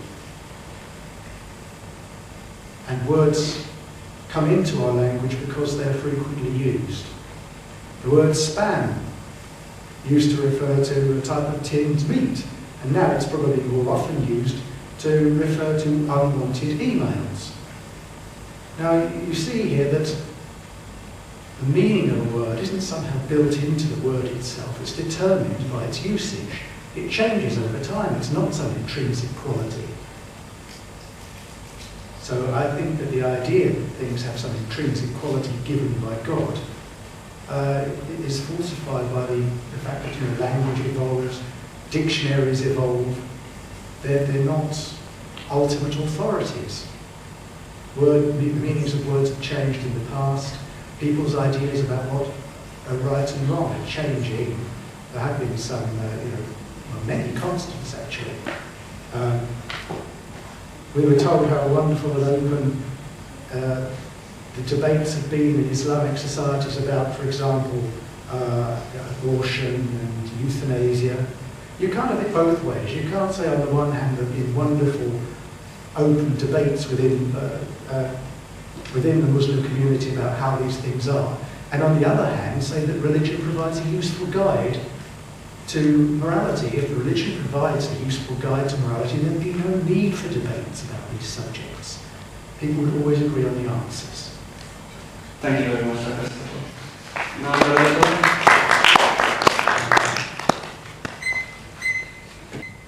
Alright, I'm going to try to answer all the points which I couldn't answer in my last rebuttal as quickly as I can. Basically, he said the rhetoric of Nazi Germany was religious. Check your history. It's actually nationalistic.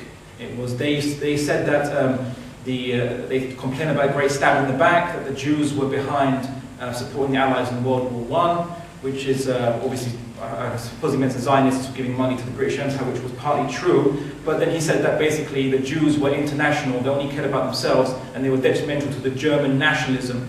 German nationalism was the basis. It wasn't religion. If you use religious rhetoric to this very day, maybe I'm ignorant, but this very day I've never heard of Hitler's religious rhetoric. He probably used it, but 95% he used was secular rhetoric, much like the BNP use against Muslims today. They don't, sometimes they say it's a Christian country, but they're a secular party in themselves.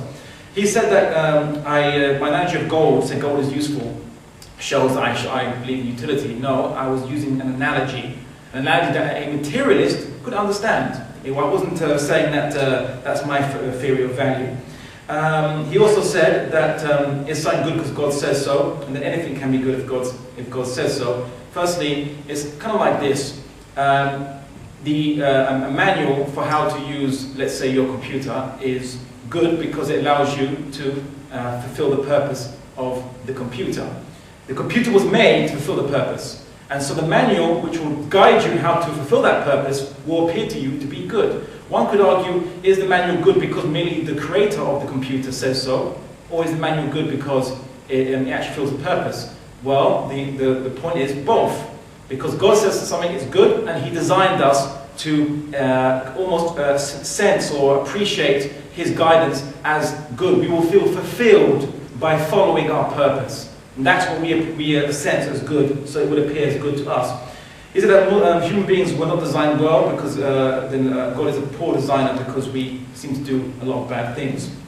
Well, you see, we were designed to be individuals that have free will and to exercise our free will. That was our purpose. Our purpose was to exercise our free will. And in that, God was a success. God was successful. He created us to be perfectly imperfect, and perfectly us. What God doesn't desire us to be perfect human, perfect beings, because that would be unfair. God designed us to try to worship Him the best we can, even despite our faults. But that's a bigger discussion. We can have a lot of time. He said that language changes and the dictionary changes. Dictionaries change. That's true. But do you know what? I'll tell you the ultimate objective basis behind all language. Do you know what it is? It's objects. Or whatever culture you go for, you call an orange, laranja, or you want to call it orange, whatever word you want to use, or portugal in Arabic, whatever word you want to use, it's the same object. That's the absolute basis. The objective basis behind language is objects. There's your absolute basis, my friend. Now, he said that he would love to be ravished by beautiful women who want to have sex with him. Well, I hope he's being in an allegorical way, analogous. It doesn't matter. Sometimes you desire something that you can't have. And you would want them to treat you as you'd love to treat them, for example. It doesn't make it, you can't add a caveat to that when there is no caveat for human desire. So again, you can't show us why a human should do something contrary to their desires, if of course it is beneficial to their desires. He said that God values actions, but it's only God values life because of feelings, because life has feelings and so on. Is that why? Well, look, God values feelings because God values feelings, and He gave it a high proportion. That is, you're right, it is arbitrary, but God being absolute can afford to be arbitrary. See, God, yes, what God decides is good or bad, you could say is arbitrary in a way, but because He's absolute, it's an absolute basis. So is subjective arbitrary better than objective arbitrariness? No. He said in his previous point, he said that if you're a dictator, you still need morality to gain power. Ever heard of narcissists? I'll leave you to research that. He said people aren't always rational, he said in his thing. Then why do you expect God's commands to be if rational then? To make sense, to have a basis outside of God, which we can say this is the reason for utility or for what have you. Sometimes God says something and it fulfills human needs, and that's how it is. There's nothing more to it. He says burgers need people to be identifiable. Against people being identifiable. I could say wearing drag outfits. What about people communicating via telephone, radio, book writers? You can fall in love with an author and you've never met the author before. You see, what about people on the internet? You don't even meet the person face to face a lot of the time. And of course, my last point is he says, when the Quran promises not to bury your children alive if you're poor because God will provide, this is a false basis. He's justifying why an atheist maybe should do that. But you see, we need religion to make us do moral actions, even if they are counterintuitive to the material world that we perceive. Even if they're counterintuitive, that is the whole point. Religion is there to make us not do those bad things. Because bad things, a lot of those bad things are beneficial. That's why people do bad things in the first place, because they benefit them. So we need religion to tell people that this might be counterintuitive to your self-interest in this world, but don't do this bad thing. Anyway, I think that pretty much sums up my entire presentation for today. Thank you. I couldn't understand what was said today. I didn't. Please put your hands together again, final time. If you have any questions, please do approach the speaker. They will be here. And don't forget to have some drinks, refreshments on outside. Jazakallah khair.